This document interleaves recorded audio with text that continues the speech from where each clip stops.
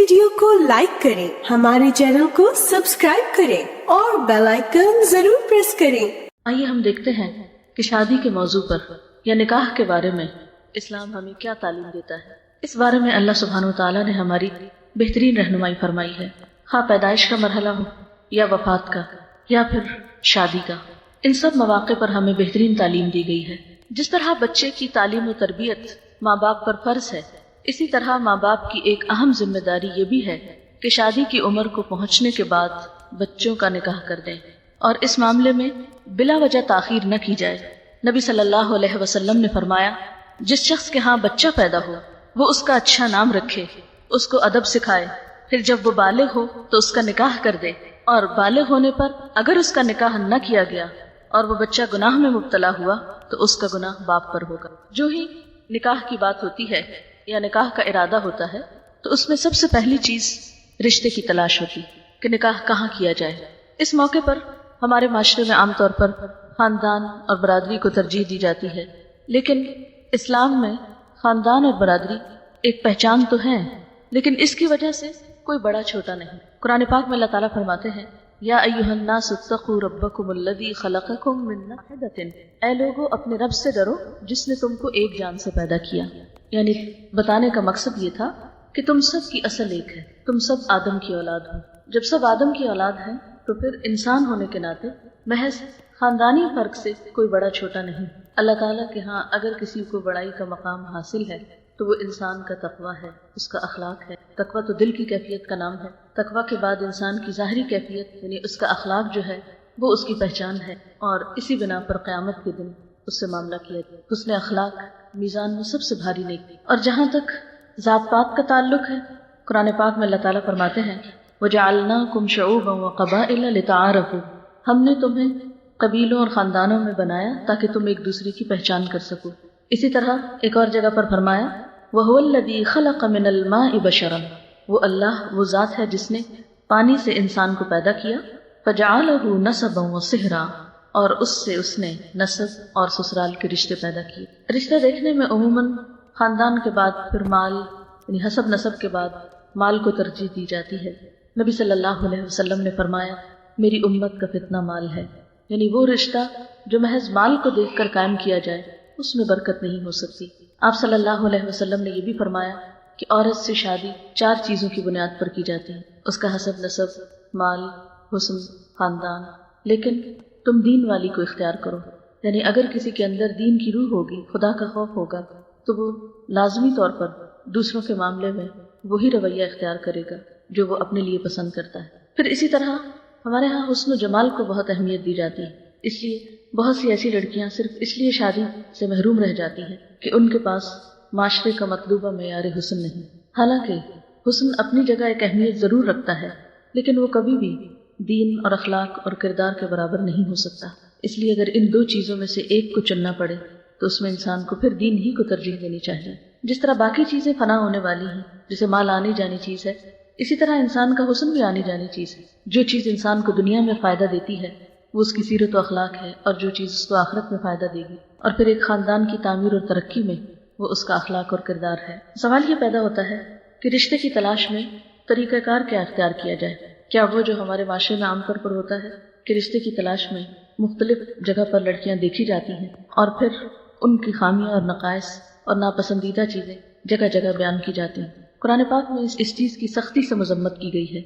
अल्लाह सुब्हानहू तआला फरमाते हैं, वला तलमिज़ू अनफुसकुम वला तनाबज़ू बिल अलक़ाब बि'सल इस्मुल फुसूक़ बअदल ईमान वमन लम यतुब फउलाइका हुमुज़ ज़ालिमून।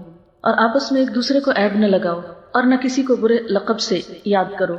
ईमान लाने के बाद किसी को बुरे लक़ब से याद करना बहुत बुरा है, और जो लोग तौबा न करें वही जालिम हैं। तो बात यह है कि रिश्ते की तलाश में इंसान जो भी उसके लिए पॉसिबल आसान तरीका हो उसके लिए कोशिश कर सकता है, देख सकता है, लेकिन देखने के बाद अगर पसंद न आए तो उसको मजलिसों में बैठकर क्रिटिसाइज करना या छोटी छोटी बातों पे नाक मुंह चढ़ाना ये नहायत नापसंदीदा चीज़ है। बद अखलाकी और ईमान इन दोनों का आपस में कोई मेल और जोड़ नहीं।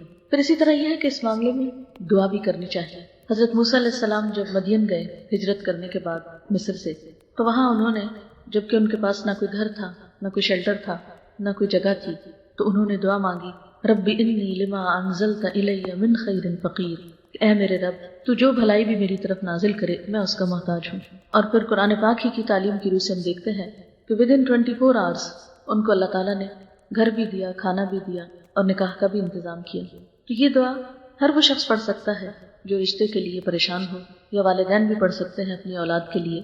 پھر اسی طرح یہ دعا کرنا، ربنا هب لنا من ازواجنا وذریاتنا قرۃ اعین وجعلنا للمتقین اماما، یہ بھی مفید ہو سکتی ہے۔ پھر یہ کہ پیشکش براہ راست بھی کی جا سکتی ہے اور انڈائریکٹلی بھی پیغام بھیجا جا سکتا ہے۔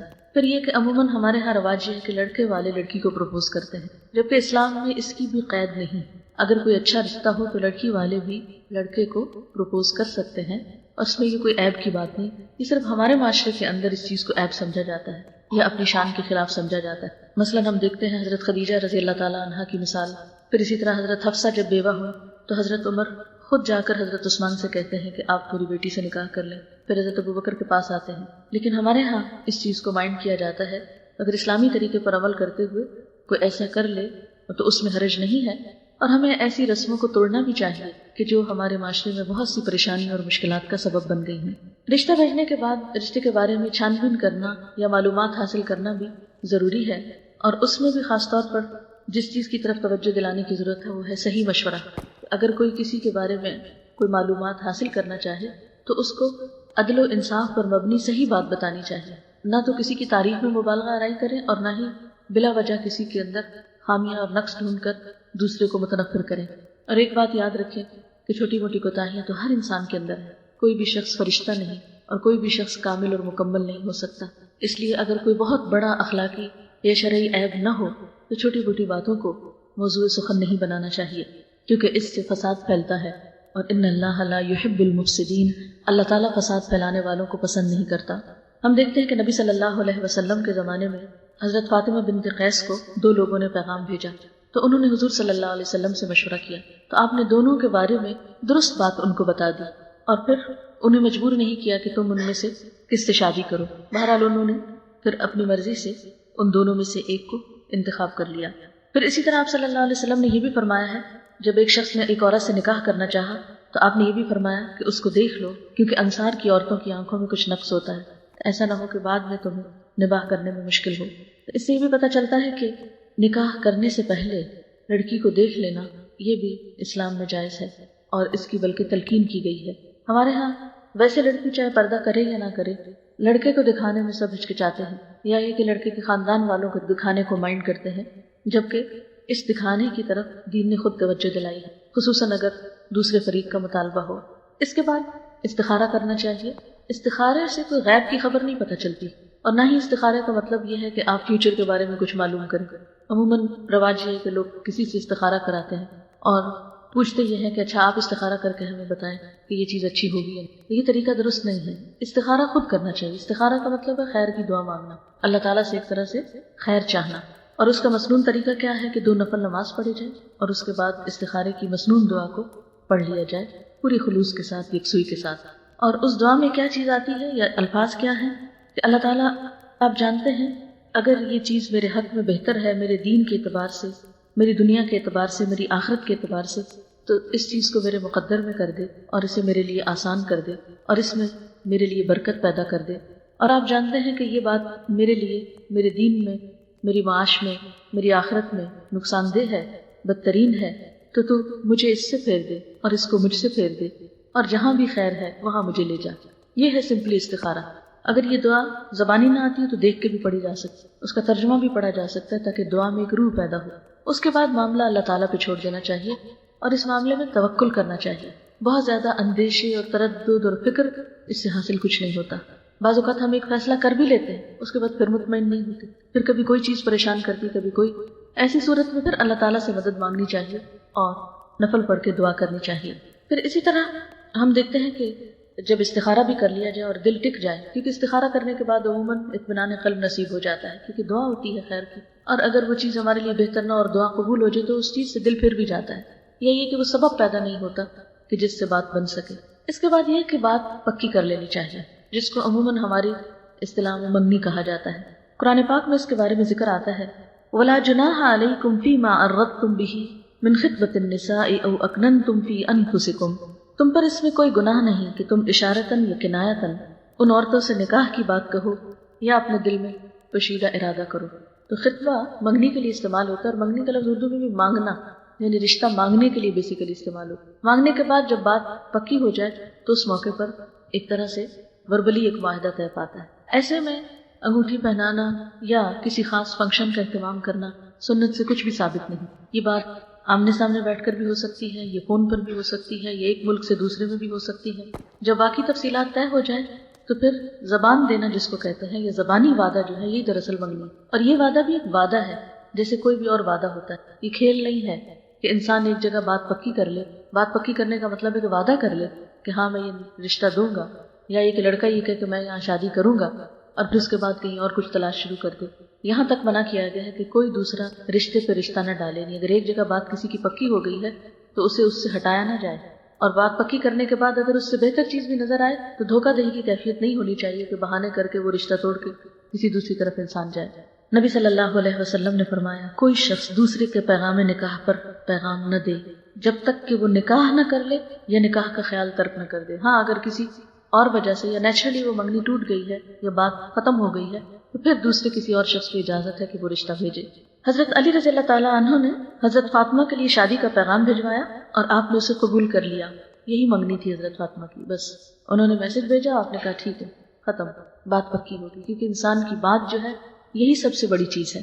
عام طور پر ہمارے ہاں لڑکا خود لڑکی کو بعض اوقات انگوٹھی پہناتا ہے، تو یاد رکھیے کہ نکاح سے پہلے ہاں منگنی ہی کا موقع ہو، اکٹھے بیٹھنا یا لڑکی کے ہاتھ کو پکڑنا یا اس میں انگوٹھی پہنانا، یہ سب حرام کاموں میں سے ہیں۔ نبی صلی اللہ علیہ وسلم نے اس چیز سے منع فرمایا ہے۔ حضرت عائشہ فرماتی ہے کہ رسول اللہ صلی اللہ علیہ وسلم کا ہاتھ مبارک کبھی کسی عورت سے نہیں لگا، یعنی آپ نے کبھی کسی عورت کا ہاتھ نہیں چھوا، البتہ آپ زبان سے عورتوں سے بات کرتے تھے۔ جب عورتیں زبان سے قول و قرار کر لیتی، یعنی بیعت دے دیتی، تو آپ فرماتے جاؤ میں نے تم سے بیعت لے لی ہے۔ اسی طرح ایک اور روایت میں آتا ہے کہ ایک انسان کا ہاتھ انگارے سے چھو جائے وہ زیادہ بہتر ہے بنسبت اس کے کہ کسی نامحرم سے چھوئے۔ پھر اسی طرح ہمارے معاشرے میں لڑکے کو بھی سونے کی انگوٹھی پہنائی جاتی ہے، جبکہ مردوں کے لیے سونا حرام ہے۔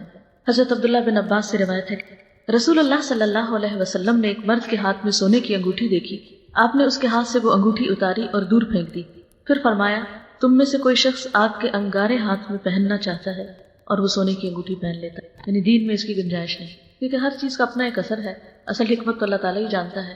لیکن سونا پہننے کے بعد جو لطیف جذبات پیدا ہوتے ہیں وہ عورت کے لیے تو جائز ہیں، یہ درست ہیں، لیکن مرد کے لیے درست نہیں، کیونکہ اسلام میں مردوں کو عورتوں سے مختلف ہونا چاہیے اور دونوں کی سوچ اور دونوں کے مزاج میں بھی فرق ہونا چاہیے۔ مرد سونا پہن کر اگر عورت ہی نظر آئے تو ان کی مردانگی نہیں۔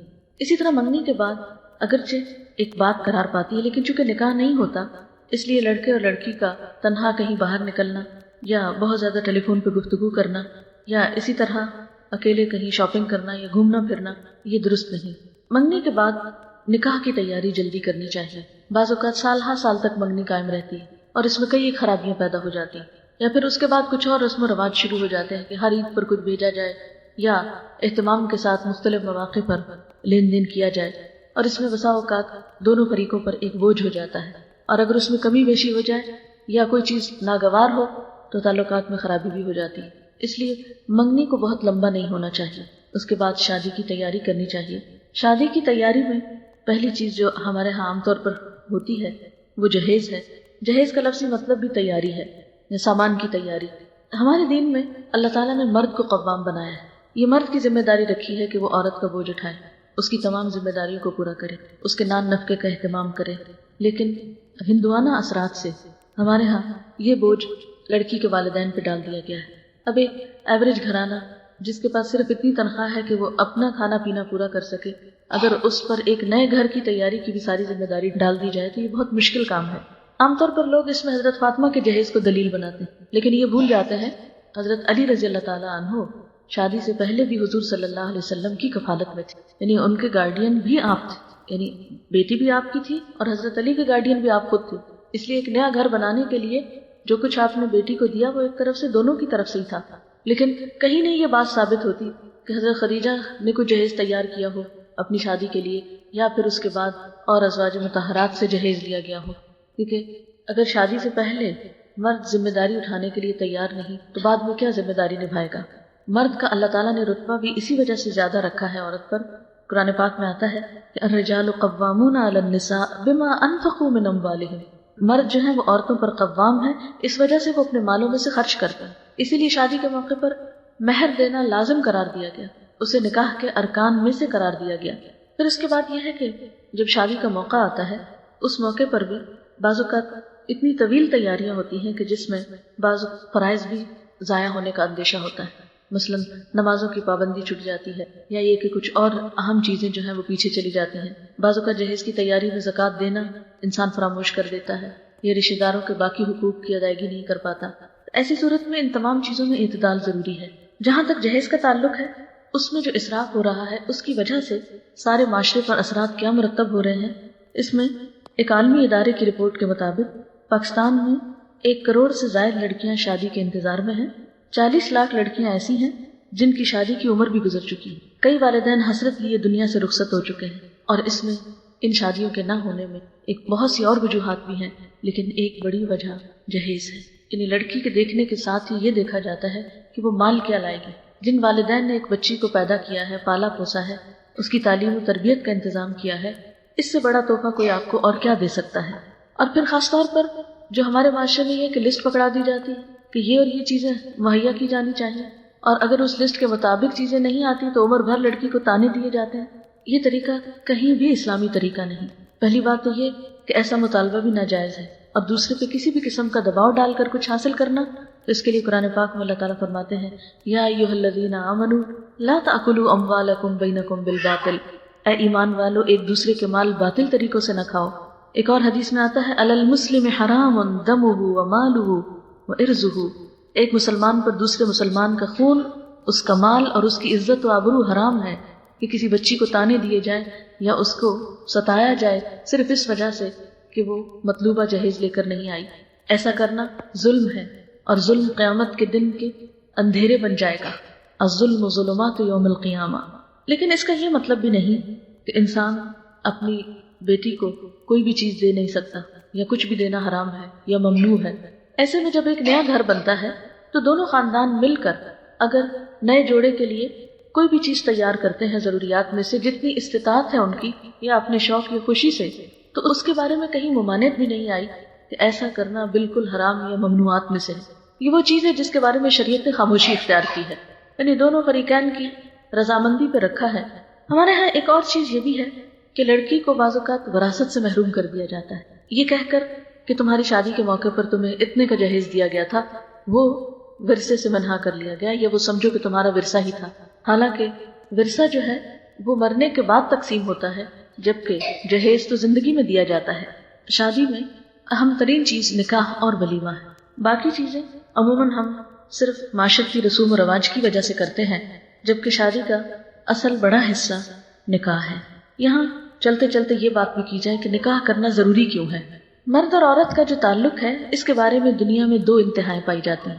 ایک انتہا یہ ہے کہ کسی بھی قانونی بندھن کے بغیر آزادانہ تعلق قائم کیا جائے، جو مرد جس عورت سے چاہے اور جو عورت جس مرد سے چاہے تعلق قائم کر لے۔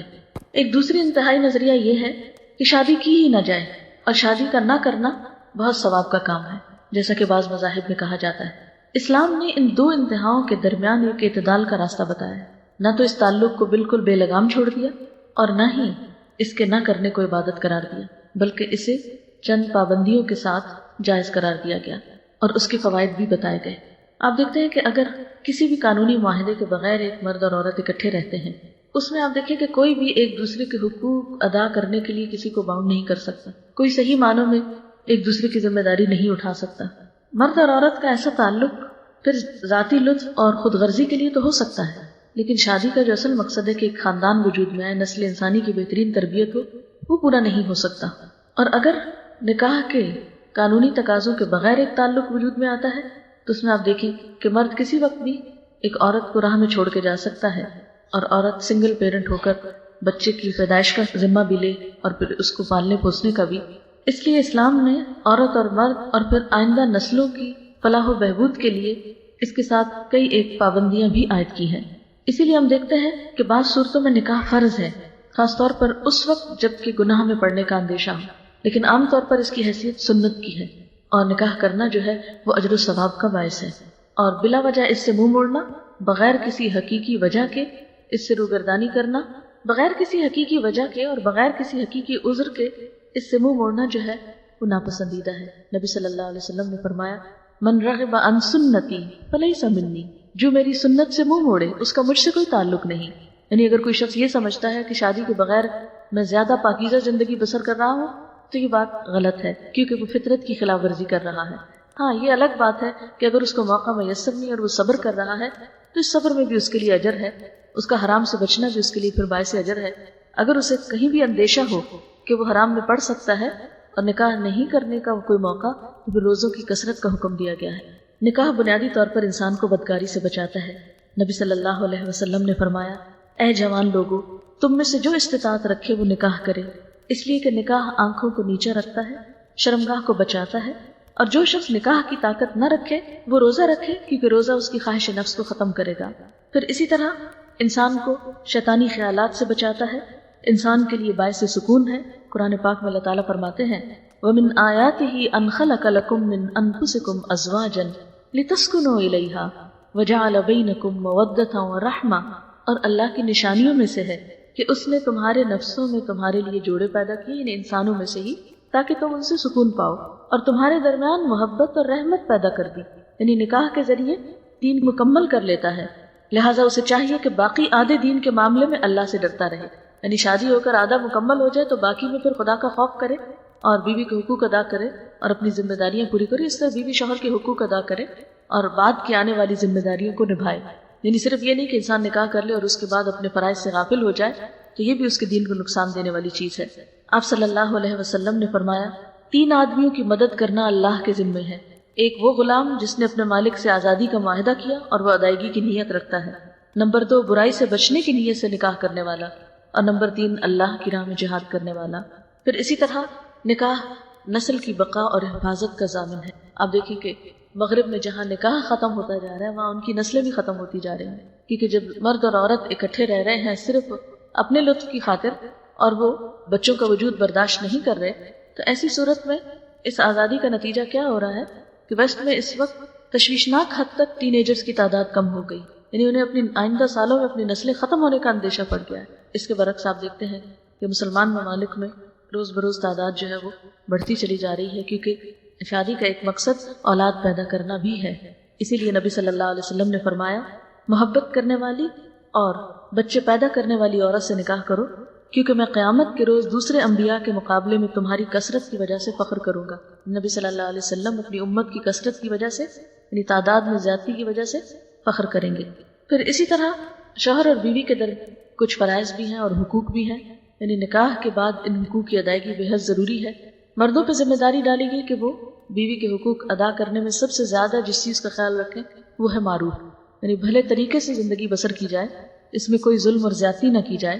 پھر اسی طرح بیوی سے گمان اچھا رکھا جائے، اگر بیوی کی بظاہر کوئی عادت پسند نہ بھی ہو تو بھی صبر سے کام لیا جائے۔ فرمایا، فَإِن كَرِهْتُمُوهُنَّ فَعَسَىٰ أَن تَكْرَهُوا شَيْئًا وَيَجْعَلَ اللَّهُ فِيهِ خَيْرًا كَثِيرًا، ہو سکتا ہے کہ تم ان کو ناپسند کرو، یعنی بیوی تمہیں پسند نہ ہو، لیکن پھر بھی توقع کیا رکھو کہ اللہ تعالیٰ اسی میں کوئی بھلائی پیدا کر دے گا، ہو سکتا ہے کہ اللہ اسی میں خیر کثیر پیدا کر دے۔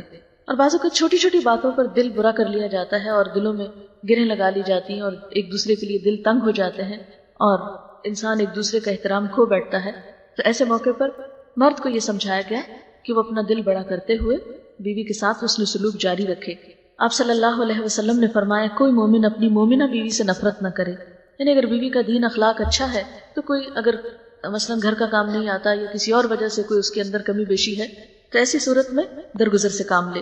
فرمایا، کوئی مومن اپنی مومنہ بیوی سے نفرت نہ کرے، اگر بیوی کی کوئی عادت اس کو پسند نہیں تو ہو سکتا ہے دوسری پسند آ جائے۔ پھر اسی طرح معاف کرنے اور درگزر سے کام لینے کا حکم دیا گیا۔ پھر اس چیز سے روکا گیا کہ شوہر اپنی بیوی پر سختی کرے۔ آپ نے فرمایا، عورتوں کے ساتھ اچھا سلوک کرو۔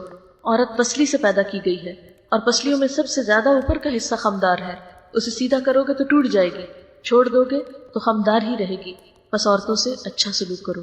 یعنی جیسے پسلی کی ایک خاص شیپ ہے نا، اور پسلی جسم میں کتنی ضروری ہے، یعنی آپ کی یہ پسلیاں جو ہیں یہ آپ کا پورا جو آپ کے لنگس ہیں، آپ کا ہارٹ ہے، ان سب چیزوں کی حفاظت کر رہے ہیں، اس لیے ضروری تھا کہ یہ خمدار ہو۔ تو اسی طرح عورت کی فطرت کے اندر بھی چونکہ اسے بچوں کی پیدائش کا کام لینا ہے اور اس سے بچوں کی تربیت اور ان کی اپ برنگنگ کا کام لینا ہے، اس لیے اس کے مزاج میں ایک ممتا رکھی گئی ہے، اس کے مزاج میں جذبات زیادہ رکھے گئے ہیں، اس بنا پر اس کے اندر تمہارے جیسی اسٹریٹ فارورڈنس نہیں، اس کو پسلی سے تشبیہ دے کے بتایا گیا کہ جیسے پسلی میں خم ہوتا ہے ایسے ہی اس کے اندر بھی ایک اپنی ایک مرضی ہوتی ہے، خم ہوتا ہے، تم اس سے بالکل سیدھا کرنے کی کوشش مت کرو۔ اور کس طرح سیدھا؟ کیونکہ مرد کی سوچ ہے وہ مختلف ہے، یعنی جیسے تم سوچتے ہو ویسا مت ایکسپیکٹ کرو کہ بیوی بھی بالکل ویسے ہی سوچے گی، یہ جیسے تم کام کرتے تو بیوی کو تم اسی مطابق کام کرانے کی کوشش کرو۔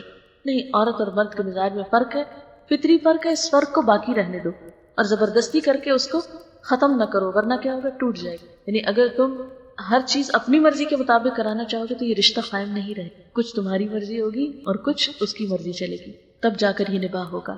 پھر اسی طرح بیوی کے ساتھ حسن اخلاق کا حکم دیا گیا، آپ نے فرمایا خیرکم خیرکم لأہلہ وانا خیرکم لأہلی، تم میں سب سے بہتر وہ ہیں جو اپنے اہل و عیال میں سب سے اچھے ہیں اور میں تم سب میں اپنے اہل و عیال کے لیے اچھا ہوں۔ آپ نے فرمایا کامل ایمان والے مومن وہ ہیں جو اپنے اخلاق میں سب سے اچھے ہوں، کامل ایمان والے مومن وہ ہیں جو اپنے اخلاق میں سب سے اچھے ہوں، اور تم میں سب سے اچھے وہ لوگ ہیں جو اپنی بیویوں کے حق میں سب سے اچھے ہوں۔ حضرت عائشہ فرماتی ہے کہ میں نبی صلی اللہ علیہ وسلم کے ہاں گڑیوں سے کھیلا کرتی تھی اور میرے ساتھ میری سہیلیاں بھی کھیلتی تھی، جب آپ آتے تو وہ چھپ جاتے، آپ ان میں سے ایک ایک کو ڈھونڈ کر میرے پاس بھیجتے تاکہ وہ میرے ساتھ کھیلیں۔ اسی طرح آپ صلی اللہ علیہ وسلم نے حضرت عائشہ کے ساتھ ایک موقع پر دوڑ لگائی، وہ آپ سے آگے نکل گئی، پھر کچھ عرصے کے بعد دوبارہ دوڑ لگانے کا موقع آیا تو آپ ان سے آگے نکل گئے، تو فرمایا کہ وہ اس دن کا بدلہ ہے۔ یعنی شوہر اور بیوی کے درمیان تعلقات میں ایک خوشگواری کی فضا ہونی چاہیے۔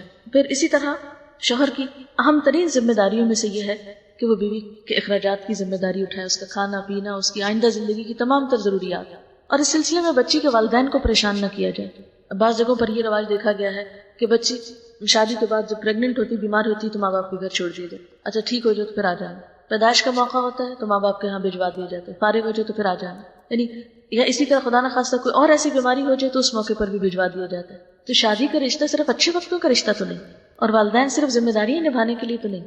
یہ کس قسم کا اخلاق ہے کہ ایک عورت سے فائدہ اٹھایا جائے اور اس کے بعد اس کی کوئی ذمہ داری قبول نہ کی جائے۔ پھر اسی طرح یہ ہے کہ عورت پر بھی کچھ ذمہ داریاں عائد کی گئی۔ قرآن پاک میں اللہ تعالیٰ فرماتے ہیں فالصالحات قانتات، نیک عورتیں فرما بردار ہوتی ہیں، یعنی شوہر کی بات مانتی ہیں۔ دوسری اہم ذمہ داری عورت پر یہ ہے کہ اپنی عزت و آبرو کی حفاظت کرے اور کوئی ایسا کام نہ کرے جس سے شوہر بیوی کی وفاداری میں شک کرے، کیونکہ شک رشتے کا سارا حسن ختم کر دیتا ہے۔ اس لیے ایسی تمام چیزوں سے بچنا چاہیے کہ جس میں آپس میں ایک دوسرے کے درمیان اعتماد باقی نہ رہے۔ اسی لیے عورت کے لیے لازم ہے کہ وہ شوہر کو اپنی محبت کا، اپنی وفاداری کا یقین دلائے۔ آپ صلی اللہ علیہ وسلم نے فرمایا عورت جب 5 وقت کی نماز پڑھے، اپنی آبرو کی حفاظت کرے تو وہ جنت کے جس دروازے سے چاہے داخل ہو جائے۔ آپ نے یہ بھی فرمایا خدا پہ ایمان رکھنے والی عورت کے لیے جائز نہیں کہ وہ اپنے شوہر کے گھر میں کسی ایسے کو آنے دے جس کا آنا شوہر کو پسند نہیں، کیونکہ ہوتا ہے نا شادی کے بعد بعض اوقات ہسبینڈس کو یہ نہیں اچھا لگتا کہ کوئی خاص شخص ان کے گھر میں آئے، کوئی میل وزٹر ہو سکتا ہے، بعض اوقات رشتہ دار کوئی ہو سکتے ہیں جن کے آنے سے گھر میں فساد ہوتا ہے۔ تو ایسے میں عورت کو اپنے شوہر کو زیادہ ترجیح دینی چاہیے، اس کی بات زیادہ سننی چاہیے بنسبت اس کے کہ انسان باقی لوگوں کو زیادہ اہمیت۔ اور حقیقت یہ ہے کہ ازدواجی زندگی کی خوشیوں کا راز اس میں ہے کہ شادی کے بعد شوہر ہر دوسرے رشتے سے زیادہ اہم ہو جائے۔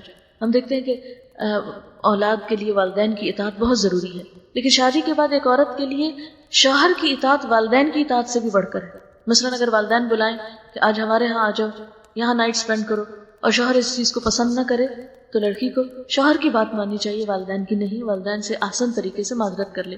پھر اسی طرح یہ ہے کہ عورت پہ یہ بھی لازم ہے کہ اپنی گفتگو، اپنے لباس اور اپنے اخلاق کے ذریعے شوہر کا دل جیتے۔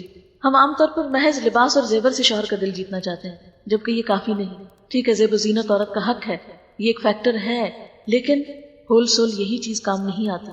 اگر ایک عورت کی زبان اچھی نہیں، اس کی زبان میں مٹھاس نہیں اپنے شوہر کے لیے، یا اس کی قدر نہیں، عزت نہیں، تو محض اچھے لباس اور اچھا زیور جو ہے وہ شوہر کے لیے کچھ ویلیو نہیں رکھتا، وہ تو آنکھ اٹھا کر بھی نہیں دیکھے گا، کیونکہ انسان کسی کے مال سے بڑھ کر اس کے اخلاق کا قدردان ہوتا ہے۔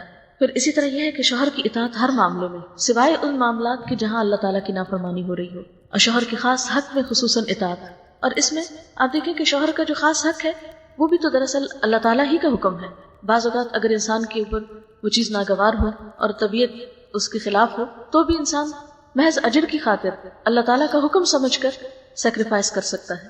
نبی صلی اللہ علیہ وسلم نے فرمایا جب تم میں سے کوئی اپنے شوہر کی خوشی کا خیال رکھتی ہے تو گھر بیٹھ کر اس سارے اجر کو پا لیتی ہے جو شوہر باہر جا کے کما رہا ہوتا ہے. یعنی بڑے بڑے کام جو مرد جہاد اور جمعہ کی نماز اور مسجد کی نمازیں اور اسی طرح کے اور بڑے کام کر رہے ہوتے ہیں، ایک عورت اگر شوہر کی خوشی کا خیال رکھتی ہے اور اس کی اطاعت گزار اور وفادار ہوتی ہے تو ان ساری نیکیوں کا اجر جو شوہر باہر کما رہا ہے اسے گھر میں بیٹھ کے مل جاتا ہے. پھر اسی طرح یہ ہے کہ شوہر کا شکر گزار ہونا چاہیے. نبی صلی اللہ علیہ وسلم ایک مرتبہ حضرت اسما کے پاس سے گزرے. وہ اپنی پڑوسن سہیلیوں کے ساتھ تھی. وہ کہتی ہے کہ آپ نے ہمیں سلام کیا اور ارشاد فرمایا تم پر جن کا احسان ہے ان کی ناشکری سے بچو. تم میں سے ایک کافی دنوں تک اپنے ماں باپ کے گھر بن بیاہی بیٹھی رہتی ہے، پھر اللہ تعالیٰ اس کو شوہر عطا کرتا ہے، اولاد دیتا ہے. ان سارے احسانات کے باوجود اگر کسی بات پہ شوہر سے خفا ہوتی ہے تو کیا اٹھتی ہے مجھے تمہاری طرف سے کبھی کوئی خوشی نہیں ملی، مجھے اس گھر میں کبھی کچھ نہیں ملی. تو یہ ناشکری کا جملہ ہے اور اس سے پرہیز کرنا چاہیے، کیونکہ حدیث میں آتا ہے قیامت کے دن اللہ تعالیٰ اس عورت کی طرف نظر اٹھا کے نہیں دیکھے گا جو شوہر کی ناشکری ہوگی. یعنی اللہ تعالیٰ کو ناراض کرنے والی بات ہے. اسی طرح شوہر کی چھوٹی چھوٹی خوشیوں کا خیال رکھنا، اس کی ضروریات کو پورا کرنا، اس کے کام خوشی سے کرنا، یہ بھی ازواجی تعلقات کو بہترین بناتا ہے. مثلا حضرت عائشہ رضی اللہ تعالیٰ عنہ سے مروی ہے کہ وہ حضور صلی اللہ علیہ وسلم کو اپنے ہاتھوں سے تیل لگایا کرتی تھی، خود خوشبو لگاتی تھی. حالانکہ یہ دو کام انسان اپنے لیے خود بھی کر سکتا ہے، لیکن دوسرے شخص کا یہ چھوٹے چھوٹے کام کرنا دراصل کیا ظاہر کرتا ہے؟ میں تمہاری کیئر کرتی ہوں، یا یہ کہ میرے دل میں تمہاری اہمیت. مجھے یاد ہے کہ ایک دفعہ میں کہیں بیٹھی ہوئی تھی تو ایک خاتون دوسری کو نصیحت کر رہی تھی کہ بیٹا میری جیسی غلطی تم نہ کرنا. میں نے غور سے سنا کہ بہت اچھی کوئی نصیحت کر رہی ہے. کہا کہ نہیں، میں نے اپنے شوہر کو بہت لاڈ دی اور اس کو عادت ڈال دی کہ اس کے کپڑے استری کر کے لا رہی ہوں، اس کے چھوٹے چھوٹے کام کر رہی ہوں. اب یہ ہوتا ہے کہ میں مصروف ہوتی ہوں، کر نہیں پاتی، تو بہت مشکل ہو گیا میرے لیے. تو تم پہلے دن سے ہی یہ کام نہیں کرنا، اس کو عادی نہ کرنا، وہ اپنے کام خود کرے. اس طرح کی نصیحتیں بعض اوقات نقصان بھی دے سکتی ہیں. ٹھیک ہے، شوہر کی ذمہ داری ہے کہ وہ ایسے کام کرانے کا وہ بندوبست کرے، لیکن سب سے بڑھ کر تو پھر بیوی ہے جو ان چیزوں کی ذمہ داری لینے والی. دوسرے کے لیے چھوٹی چھوٹی قربانی کرنا یا بڑی بھی کرنی پڑے تو سب کچھ انسان کو ان ریٹرن خوشی دیتا ہے. لیکن انسان اگر خود غرضی کا شکار ہوتا ہے، اور پھر اس میں آپ دیکھیں کہ باہم تعلق کس چیز کا، یعنی باہمی تعلق تو اسی صورت میں ہو سکتا ہے نا، وہ آپ کے کام آئے آپ اس کے کام آئے. صرف یک طرفہ طور پر تو یہ تعلق نہیں ہو سکتا. ایک اچھی بیوی کی خوبیاں کیا ہیں؟ نبی صلی اللہ علیہ وسلم نے فرمایا مومن کے لیے تقوی کے بعد سب سے بہترین نعمت اچھی بیوی ہے. جب وہ اسے کسی کام کو کہے تو خوشی سے کر دے، جب اس پہ نگاہ ڈالے تو اس کو خوش کر دے، جب اس کے بھروسے پہ قسم کھا بیٹھے تو قسم پوری کر دے، جب کہیں چلا جائے تو پیچھے اپنی عزت و آبرو کی حفاظت کرے، اور شوہر کے مال و اسباب کی نگرانی میں شوہر کی خیرخواہ اور وفادار رہے. اسی طرح زیب و زینت، صفائی ستھرائی، سلیقہ، گھر کا صاف رکھنا، یہ بھی ازدواجی زندگی کی خوشیوں کے لیے بہت اہم ہے. بعض اوقات یہ دیکھا گیا ہے کہ بعض خواتین اپنی ذات کا خیال تو بہت رکھیں گی لیکن گھر کا خیال نہیں رکھیں گی، اس سے بھی زندگی ادھوری ہوتی. یہ عورت کی ذمہ داریوں میں سے، عورت گھر کی ملکہ ہے، گھر کی ذمہ داری گھر کو ٹھیک رکھنا اور گھر کی صفائی ستھرائی جو ہے اور گھر کی مینٹیننس جو ہے یہ عورت کی ذمہ داریوں میں سے. اور اس میں کوتاہی کرنا اور اس میں غفلت برتنا جو ہے یہ بعض اوقات اسی کے لیے نقصان دہ ہوتا ہے. اسی طرح اپنی ذاتی زندگی میں اپنے جسم کی صفائی، اپنے لباس کی صفائی. ایک مرتبہ میں عربی کی ایک کتاب پڑھ رہی تھی تو اس میں ایک ماں نے شادی کے موقع پر اپنی بیٹی کو کچھ نصیحتیں کی ہوئی تھی. ان میں سے ایک نصیحت یہ بھی تھی کہ بیٹا تمہارا شوہر تمہارے جسم سے اور لباس سے کوئی گندی بو نہ پائے، کیونکہ یہ نفرت دلانے والی چیز ہے. اب بعض اوقات دیکھا گیا کہ لوگ بنارسی کپڑے پہنے ہوں گے، بڑے بڑے کڑھائی والے، اور قریب جائیں تو قریب جانا محال ہوتا ہے کہ وہ بار بار پہن کر اتنی پسینے کی گندی بو شامل ہو جاتی ہے. تو حسن جو ہے وہ محض بھاری بھرکم لباس پہننے سے نہیں حاصل ہوتا، اس میں جسم کی صفائی اور اس کے ساتھ ساتھ لباس کی صفائی بے حد ضروری ہے. یعنی خوبصورتی صرف کچھ اوپر من لینے کا نام نہیں، بعض خوبصورتیاں کچھ دور کر لینے سے حاصل ہوتی ہیں. پھر اسی طرح یہ ہے کہ شوہر اور بیوی کا جو باہمی تعلق ہے اسے ہن لباس لکم وانتم لباس لہن سے تعبیر کیا گیا. تم ان کا لباس ہو، وہ تمہارا لباس ہے. اور لباس کا سب سے بڑا کام کیا ہے؟ ایک دوسرے کے پردہ پوشی، ایک دوسرے کی غلطیوں کو چھپانا، نہ کہ مجلسوں کا عنوان بنانا کہ جہاں بیٹھے وہاں شوہروں کی برائی شروع. کوئی انسان فرشتہ نہیں، ہر شخص میں کمی کوتاہی ہے. ایسے میں شوہر کی عزت اپنی عزت ہے اور اس کو بے عزت کرنا اپنے آپ کو بے عزت کرنا، یعنی شوہر کی بے عزتی دراصل اپنا لباس تار تار کرنا. اور اسی طرح بیوی کو دوسروں میں بدنام کرنا دراصل اپنے آپ کو ننگا کرنا ہے. لباس اگر بدنما ہوگا، اس پہ داغ دھبے ہوں گے تو کس کی شان میں فرق آئے گا؟ پہننے والے کی. اسی طرح لباس جو ہے وہ زینت کا سبب ہے، انسان کی عزت و وقار کے، انسان اپنے لباس سے پہچانا جاتا ہے۔ پھر اسی طرح یہ ہے کہ انسان اپنے لباس کی کبھی کوئی خامی کسی سے سن نہیں سکتا۔ مثلا اگر کوئی کہے کہ وہ آپ کے لباس پہ یہ لگا ہوا تو آپ فوراً اس کو چھپانے کی کوشش کریں گے کہ نہیں یہ کسی کو نظر نہ آئے، یہ کوئی بھی داغ دھبا ہوگا تو آپ کبھی بھی نمایاں نہیں کریں گے اس کو۔ تو بالکل اس طرح بیوی میں اگر کوئی کمی بیشی یا شوہر میں کوئی، تو نمایاں کر کر کے دکھانے کی چیز تو نہیں ہے۔ ٹھیک ہے، بعض اوقات ایسی تکلیف دہ چیزیں ایک دوسرے سے پیش آ جاتی ہیں تو ایسی بحثوں کو، ڈسکشنز کو، لڑائی جھگڑوں کو تنہائی میں کر لینا چاہیے، نہ کہ سب کے سامنے۔ اس میں انسان کی عزت نہیں۔ بعض اوقات ہم دوسرے کی برائیاں کر کے یہ سمجھتے کہ اس سے بڑی ہماری بڑائی ظاہر ہوگی، یا یہ کہ اس میں ہماری شان بنے گی، تو نہیں۔ یعنی شوہر بیوی کے لیے اور بیوی شوہر کے لیے اگر ایسا رویہ اختیار کرتا ہے تو وہ دوسرے کے لیے اپنی بے عزتی کر رہا ہوتا ہے۔ آپ صلی اللہ علیہ وسلم نے فرمایا، تم میں سے ہر ایک کو شکر گزار دل، ذکر کرنے والی زبان، مومنہ بیوی جو آخرت کے بارے میں تمہاری مددگار ثابت ہو، حاصل کرنے کی کوشش کرنی چاہیے۔ یعنی یہ زندگی کی نعمتوں میں سے ہے، شکر گزار دل، ذکر کرنے والی زبان اور نیک بیوی۔ جس کو یہ نصیب ہو جائے اس کے لیے یہ دنیا بھی راحت ہو جاتی ہے، یہ دنیا بھی جنت بن جاتی ہے۔ اس کے لیے ہمیں ایک اچھی عورت اور اچھی بیوی بننے کے لیے صحابیات کی زندگی کا مطالعہ کرنا چاہیے، اور خصوصاً ان عورتوں کی زندگی کا جن کے بارے میں نبی صلی اللہ علیہ وسلم نے فرمایا کائنات کی بہترین خواتین 4 ہیں، مریم بنت عمران، خدیجہ بنت خویلد، فاطمہ بنت محمد اور فرعون کی بیوی حضرت آسیہ۔ یعنی ان کے کردار کو اپریشیٹ کیا گیا۔ پھر اس کے علاوہ یہ ہے کہ شادی صرف لڑکے اور لڑکی کی نہیں ہوتی، اس کے ساتھ 2 خاندانوں کے درمیان بھی ایک گہرا تعلق وجود میں آتا ہے، جو بعض اوقات نیا ہونے کی وجہ سے کئی مس انڈرسٹینڈنگز کا شکار ہو جاتا ہے۔ لڑکی کے لیے لڑکے کے والدین اور لڑکے کے لیے لڑکی کے والدین سسرال کہلاتے ہیں۔ دونوں کے والدین کی عزت اور احترام جو ہے وہ بے حد ضروری ہے۔ بعض اوقات لڑکے کے والدین کی عزت و احترام تو بہت اہم سمجھی جاتی ہے، لیکن لڑکی کے والدین کو ہمیشہ نیچا ہی کیا جاتا ہے۔ یہ ہمارے معاشرے کی ایک بہت ہی بدقسمتی ہے کہ لڑکی کے والدین کو بس جھکا کر ہی رکھا جاتا ہے کہ جرم ہے ان کا، انہوں نے لڑکی کو پیدا کیا۔ یہ بہت ہی ایک غلط قسم کی رسم ہے۔ اس میں ہونا کیا چاہیے، یعنی لڑکی جو ہے وہ اپنے شوہر کے والدین کی عزت کو اپنا فرض سمجھے، اور اسی طرح لڑکا جو ہے وہ بیوی کے والدین کی دل و جان سے عزت کرے۔ یعنی اگر وہ چاہتے ہیں کہ آپس میں تعلق درست رہے تو صرف ایک دوسرے کی عزت سے بات نہیں بنے گی۔ ماں باپ سب کو پیارے ہوتے چاہے وہ خرابی کیوں نہ ہو، کیسے بھی ہو، تو ایک دوسرے کے ماں باپ کی عزت جو ہے وہ بھی بہت ضروری ہے۔ بعض لوگ یہ کہتے ہیں کہ قرآن پاک میں کہاں ساس سسر کا ذکر کیا گیا ہے اور کہاں ان کے حقوق بتائے گئے ہیں، لیکن بات یہ ہے کہ ساس سسر جو ہے دونوں طرف کے والدین کے درجے میں ہیں، اور جہاں والدین کا درجہ آ جاتا ہے تو وہاں پر پھر دوسری کوئی بات فائدہ نہیں دیتی۔ والدین کی عزت، احترام، محبت، ان کے ساتھ رحمت و شفقت کا معاملہ کرنا، اور والدین اپنے ہوں یا شوہر کے ہوں، ان کے ساتھ حسن سلوک جو ہے وہ ان نیکیوں میں سے ہے جس کا بدلہ انسان کو دنیا میں ملتا ہے، اور ان کے ساتھ بدسلوکی ان گناہوں میں سے ہے جس کی سزا دنیا میں ملتی ہے انسان کو۔ اس لیے اس معاملے میں بہت ہی محتاط رہنے کی ضرورت ہے۔ اب میں چند ایک باتیں نکاح کے موقع سے متعلق کہنا چاہوں گی، جسٹ فار انفارمیشن، کہ نکاح میں کیا کیا چیزیں جو ہیں وہ بہت ضروری ہوتی ہیں۔ نمبر 1 یہ کہ ولی کی موجودگی۔ ولی یعنی باپ ہو سکتا ہے، یا اس باپ اگر نہ ہو تو کچھ اور رشتہ دار ہو سکتے ہیں، لیکن ولی کا ہونا اس لیے ضروری ہے کہ یہ لڑکی کے لیے پروٹیکشن کا باعث ہوتا ہے۔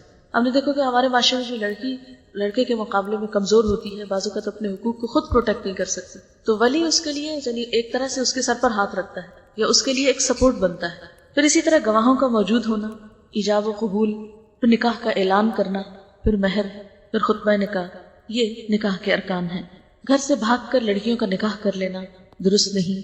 نبی صلی اللہ علیہ وسلم نے فرمایا لا نکاح الا بولی، ولی کے بغیر نکاح نہیں ہوتا۔ نبی صلی اللہ علیہ وسلم نے یہ بھی فرمایا جو عورت اپنا نکاح ولی کی اجازت کے بغیر کرے اس کا نکاح باطل ہے، باطل ہے، باطل ہے۔ ایک اور جگہ پر فرمایا کوئی عورت خود اپنا نکاح نہ کرے، اس لیے کہ اپنا نکاح خود کرنے والی تو زانیہ ہے۔ یعنی کوئی عورت کسی مرد کے ساتھ تنہائی میں جا کے کہے کہ میں یعنی کہ خدا کو گواہ بنا کر ہم دونوں ایک دوسرے کے میاں بیوی بن جاتے ہیں، تو یہ چیز درست نہیں۔ یہ بات اس لیے کہنا ضروری سمجھتی ہوں کہ پچھلے دنوں کسی نے مجھے بتایا کہ کوئی مرد اور عورت دونوں عمرے پر گئے، حالانکہ نکاح نہیں ہوا تھا۔ کہنے لگے کہ خاتون نے مجھے بتایا کہ ہم نے کعبہ کو گواہ بنا کر قرآن پہ ہاتھ رکھ کر کہا کہ آج کے بعد ہم ایک دوسرے کے لیے ہسبینڈ اینڈ وائف ہیں، تو کیا یہ تعلق درست ہے؟ نہیں، یہ تعلق درست نہیں۔ یعنی کوئی مرد اور عورت آپس میں بیٹھ کے قرآن پہ ہاتھ رکھ کے کوئی وعدہ نہیں کر سکتے، یا کعبہ کو یا حرم میں بیٹھ کے بھی ایسی بات نہیں کر سکتے۔ اس کے لیے قانون کا جو طریقہ ہے اس کو اختیار کرنا ضروری ہے۔ پھر اسی طرح اگر ولی اور لڑکی کے درمیان کوئی بہت اختلاف ہو جائے، بعض اوقات ایسا ہوتا ہے نا کہ لڑکی خاص جگہ شادی کرنا چاہتی ہے اور ولی جو ہے وہ نہیں مان رہا، حالانکہ لڑکی جو ہے اس کا مطالبہ جائز ہے، بعض مطالبات تو ناجائز ہوتے ہیں لیکن وہ محض ضد کی بنا پر، تو ایسی صورت میں آپ صلی اللہ علیہ وسلم نے فرمایا والسلطان ولی من لا ولی لہ، بادشاہ اس کا ولی ہے جس کا کوئی ولی نہیں، یعنی پھر حکومت وقت جو ہے وہ بیچ میں مداخلت کر سکتی ہے، معاملہ کورٹ تک جا سکتا ہے۔ آپ نے فرمایا اگر ولیوں میں جھگڑا ہو، مثلا ایک مان رہا ہے دوسرا نہیں مان رہا، تو بادشاہ ولی ہے اس کا جس کا کوئی ولی نہ ہو۔ پھر اسی طرح یہ بات بھی یاد رکھنی چاہیے کہ نکاح میں صرف ولی کا ہی کردار یا رول نہیں بلکہ لڑکی کی اجازت بہت ضروری ہے۔ آپ نے فرمایا بیوہ عورت کا نکاح نہ کیا جائے جب تک اس سے اجازت حاصل نہ کر لی جائے، اسی طرح کنواری لڑکی کا بھی نکاح نہ کیا جائے جب تک کہ اس سے پوچھ نہ لیا جائے۔ صحابہ نے عرض کیا یا رسول اللہ صلی اللہ علیہ وسلم کنواری لڑکی سے اجازت کیسے حاصل کی جائے؟ فرمایا اس کی اجازت یہ کہ خاموش رہے، یعنی نکاح کے موقع پر اگر وہ خاموش ہے، ضروری نہیں کہ بول کر کہے، لیکن رضامندی کا کوئی بھی ذریعہ ہو سکتا ہے، سر کا ہلا دینا یا شرما جانا، تو اس کا مطلب یہ ہے کہ وہ راضی ہے۔ آپ نے یہ بھی فرمایا کہ کنواری عورت اپنے نکاح کے لیے پوچھی جائے گی، اگر جواب میں خاموش رہے تو یہ اس کی اجازت ہے، اگر انکار کر دے تو اس پر زبردستی نہ کی جائے، یعنی جبرن نکاح یا سختی کے ساتھ یا مار پیٹ کے یا دھمکیاں دے کر ایسا نکاح کرنا جو ہے وہ درست نہیں۔ حضرت خنسا بنت خزام انصاریہ سے روایت ہے کہ وہ بیوہ تھی اور ان کے باپ نے ان کا نکاح کر دیا جبکہ وہ پسند نہیں کرتی تھی۔ وہ حضور صلی اللہ علیہ وسلم کی خدمت میں حاضر ہوئی، آپ صلی اللہ علیہ وسلم نے اس کا نکاح فسخ کر دیا۔ پھر یہ کہ نکاح کے موقع پر گواہوں کا ہونا بہت ضروری ہے، اور گواہ اس لیے تاکہ نکاح کا اعلان ہو۔ پھر ایجاب و قبول، یعنی ایجاب و قبول کا مطلب یہ ہے کہ لڑکا اور لڑکی جو ہے، یعنی لڑکا جب پروپوز کرے تو اس کے بعد لڑکی جو ہے وہ اس کو قبول کرے، اور نکاح کرانے والا جو ہے وہ لڑکے سے بھی پوچھتا ہے کہ کیا اتنے مہر پر یہ نکاح جو ہے وہ تمہیں قبول ہے، اور اگر وہ کہے کہ ہاں قبول ہے، میں اس پر راضی ہوں، اتنا مہر دوں گا، ان شرائط کو مانے جو پیش کی جا رہی ہیں، تو اس پر نکاح ہو جاتا ہے۔ پھر اسی طرح یہ ہے کہ گواہوں کو اس وقت موجود ہونا چاہیے۔ گواہ کا مطلب یہ ہے کہ جو موقع پر حاضر ہو، یعنی یہ نہیں کہ آپ دو ایسے لوگوں کا نام لکھوا دیں اس میں بطور گواہ جو رشتہ دار تو ہوں لیکن اوکیزن پہ حاضر نہ ہوں۔ پھر اسی طرح مہر کا دینا جو ہے وہ بہت ضروری ہے۔ قرآن پاک میں اللہ تعالیٰ فرماتے ہیں وَآتُوا النِّسَاءَ صَدُقَاتِهِنَّ نِحْلَةً، عورتوں کو ان کے مہر خوش دلی سے ادا کرو۔ قرآن پاک میں اللہ تعالیٰ یہ بھی فرماتے ہیں کہ جو ازواجی زندگی کا لطف تم ان سے اٹھاؤ تو ان کے مہر بطور فرض ادا کرو، یعنی مہر کا ادا کرنا جو ہے یہ فریضہ ہے، اور اس میں جان بوجھ کر کوتاہی کرنا جو ہے وہ کبیرہ گناہوں میں سے ہے۔ پھر اسی طرح ہم دیکھتے ہیں کہ نکاح کے بعد مہر فوراً بھی دیا جا سکتا ہے اور قدر تاخیر سے بھی، یکمشت بھی دیا جا سکتا ہے جو بھی مقرر ہو، اور قسط وار بھی دیا جا سکتا ہے۔